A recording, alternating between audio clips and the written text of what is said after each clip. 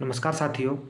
आज हम अपने तैयारी के सिलसिले में अगले कवि को उठाते हुए अमीर खुसरो के विषय में पढ़ेंगे।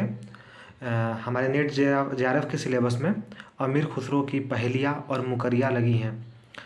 उनकी पहेलियों और मुकरियों पर जाने से पूर्व हम उनके जीवन पर एक नज़र डाल देना आवश्यक समझते हैं। अमीर खुसरो जी का जन्म पटियाला जिला एटा उत्तर प्रदेश में 3 मार्च सन 1295 ईस्वी को हुआ था। उनके बचपन का नाम अबुल हसन यमीनुद्दीन था।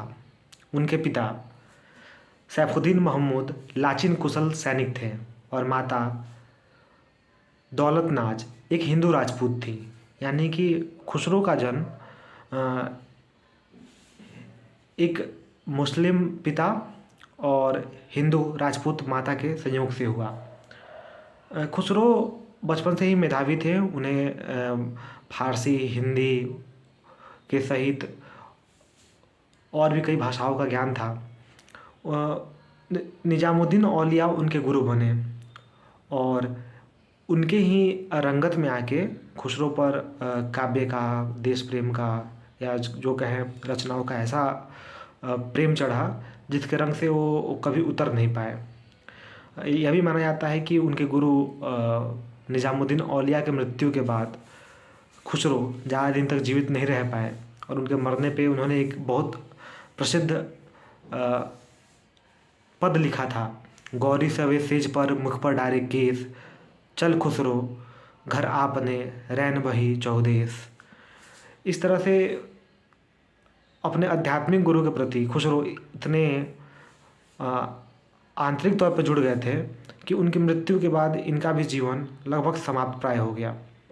माना जाता है कि खुसरो लगभग 11 सुल्तानों के शासनकाल के आश्रम में अपनी रचनाएं उन्होंने पूर्ण की है। उनकी रचनाएं मुख्यतः खड़ी बोली में होती थी। खड़ी बोली उस समय तक थोड़ी बहुत बोलचाल की भाषा के तौर पर प्रयोग उसका होने लगा था और खुसरो ने सहज सरल भाषा जो लोगों में प्रयोग होती थी उसी को अपने मुकरियों, पहेलियों, निस्बतें, इन सब रचनाओं का भाषा बनाया और यही उनकी लोकप्रियता का बहुत बड़ा आधार बना। उन्हें अमीर की उपाधि जलालुद्दीन खिलजी के द्वारा मिला। वे जलालुद्दीन खिलजी के भी दरबार के आश्रय में रहे। उनको हिंदू मुस्लिम समन्वित संस्कृति का प्रथम प्रतिनिधि कवि माना जाता है। उनके विषय में डॉक्टर राम कुमार वर्मा कहते हैं कि वे अवधि का प्रथम कवि हैं। डॉक्टर ईश्वरी प्रसाद अमीर खुसरो को महाकवि या कवियों का राजकुमार की संज्ञा देते हैं। यह प्रश्न महत्वपूर्ण हो जाता है कि उन्हें कवियों का राजकुमार कौन कहा है, तो डॉक्टर ईश्वरी प्रसाद ने उन्हें कवियों का राजकुमार कहा है। उन्हें हिंदी का पहला कवि माना जाता है। खड़ी बोली हिंदी का पहला कवि माना जाता है। इस प्रकार से हम उनके जीवन को पे एक नज़र डाल चुके हैं और अब हम सीधे उनके पहेलियों पे आएंगे। तो खुसरो की पहेलियों का व्यापक अध्ययन के बाद हमें पता चलता है कि उनकी पहेलियाँ 2 प्रकार की होती हैं। एक अंतर्लापिका और दूसरी बहिर्लापिका। अंतर्लापिका जैसे नाम से स्पष्ट है कि ऐसी पहेली जिसके अंदर ही उस पहेली का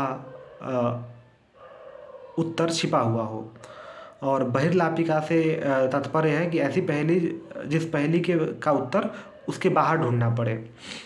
तो हम ये प्रश्न आ सकता है कि प्रस्तुत पहेली किस शैली में लिखी गई है, वो अंतर्लापिका है या बहिर्लापिका है। तो अंतर्लापिका और बहिर्लापिका में भेद करना महत्वपूर्ण है।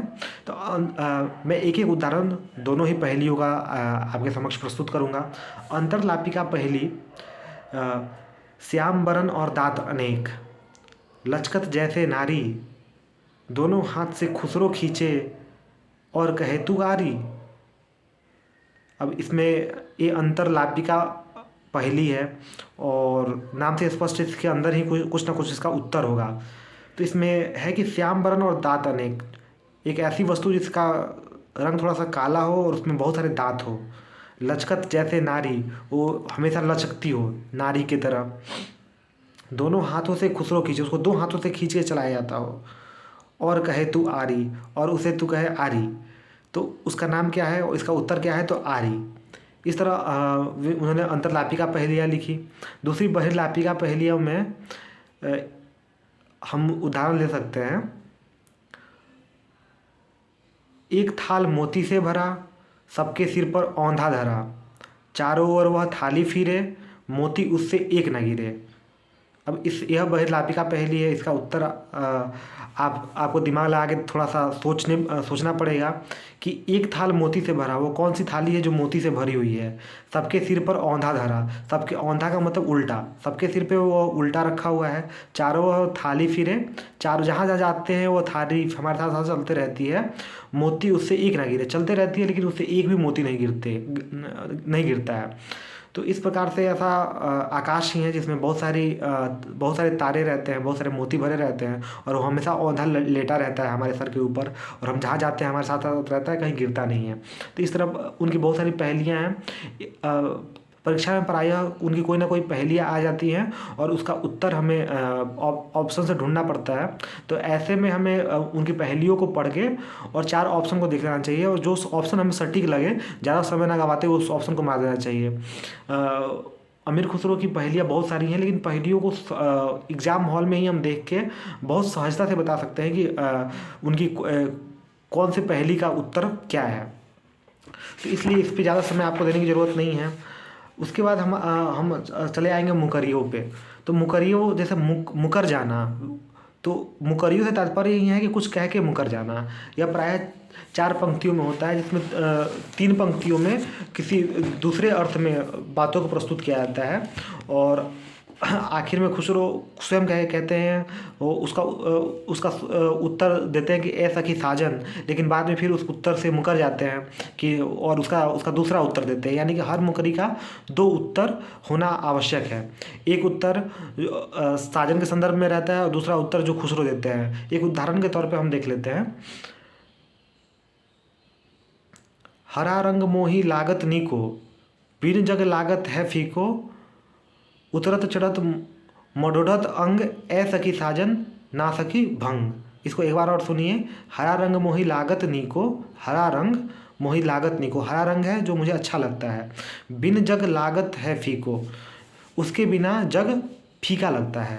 उतरत चढ़त मरोढ़त अंग, मतलब जब भी उतरता है चढ़ता है तो अंग को मरोड़ता है। तो सखी कहती है कि ऐसा साजन ही है जिसके ना रहने से मन फीका हो जाता है। उसका रहना, उसका हर रंग मुझे अच्छा लगता है।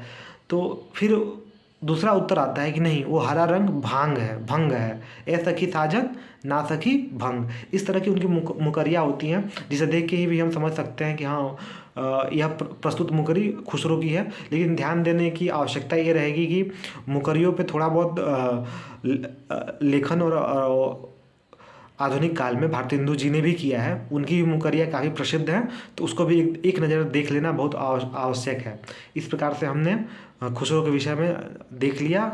एक सतही ज्ञान उनके मुकरियों पे और उनके पहेलियों पे हमने देखा और समझा। इसको आप अधिक डिटेल से पढ़ें और समझने की कोशिश करें। धन्यवाद।